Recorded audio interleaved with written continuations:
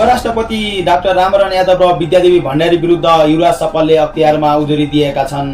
काठमाडौँमा घर हुँदाहुँदै घर भाडा बापत देशको ढुकुटीबाट लाखौं घर भाडा लिने पूर्व राष्ट्रपति डाक्टर रामवरण यादव र विद्यादेवी भण्डारी विरुद्ध भ्रष्टाचार जन्य कसुरमा भ्रष्टाचार निवारण ऐन बमोजिम तत्काल पक्राउ गर्न माग गर्दै अख्तियार दुरुपयोग अनुसन्धान आयोगमा उजुरी दर्ता गरेका हुन्। उजुरीकर्ता युवराज सफल भनेर चिनिने जिल्ला सिन्धुली कमलमाई नगरपालिका वार्ड नम्बर 1 स्थायी ठेगाना भई हाल कपामा 31 काठमाडौँ बस्ने कुलबहादुर खत्रीको छोरा युवराज पोखरे सफल हुन्।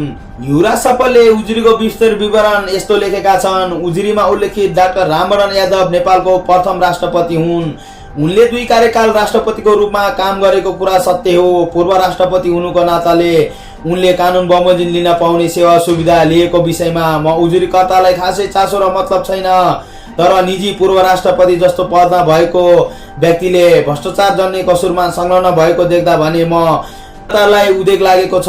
देशको पूर्व राष्ट्रपति जस्तो पदमा भएको व्यक्तिले लोभ लालचमा फसेको देख्दा अचम्म समेत लागेको छ। अन्त विपक्ष पूर्व राष्ट्रपति डाक्टर रामवरण यादवजीको विषयमा उठेका भ्रष्टाचार जन्य कसुरको सम्बन्धमा केही उल्लेख गर्न चाहन्छु।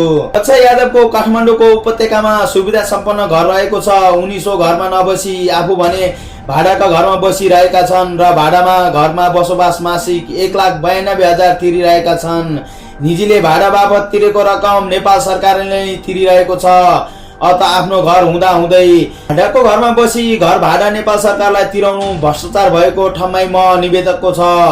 भएकै घरलाई सुरक्षित र व्यवस्थित बनाई त्यही बस्नुपर्ने घर छैन भन्ने आवाज पारेर भाडामा बसी भाडा बापतको रकम राज्यलाई तिराउनु पनि भ्रष्टाचार हो।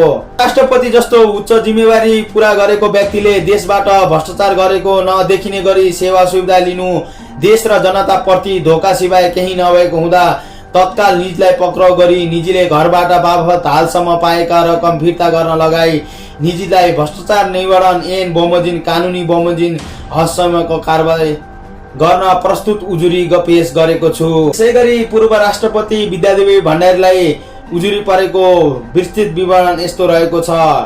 मैले उजुरी गरेको विपक्षी विद्यादेवी भण्डारी 2 कार्यकाल नेपालको सम्माननीय राष्ट्रपति समेत भइसकेकी व्यक्ति हुन्। हाल उनको काठमाडौँको चपिल हाइटमा आफ्नै घर रहेको छ।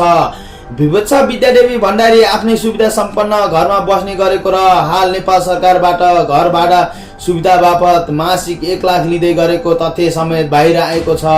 आफ्नै घरमा बसेर घर भाडा बापतको रकम लिनु पनि भ्रष्टाचार जन्य कसुर हो। देशको राष्ट्रपति जस्तो उच्च अहोदामा बसेका व्यक्तिले आम जनतालाई समेत नैतिकता सुशासन लगायतको पाठ पढाउन पर्नेमा त्यस्तो नगरी आफ्नै घर बस्ने अनि आफै घर भाडाको रकम लिनु सो त भ्रष्टाचार जन्य कसुर हो। अन्त सम्माननीय पूर्व राष्ट्रपति विद्यादेवी भण्डारीलाई तत्काल पक्राउ गरी भ्रष्टाचार जन्य कसुरमा अनुसन्धान गर्न माननीय अख्तियार दुरुपयोग अनुसन्धान आयोगको ध्यानाकर्षण गराउन चाहन्छु।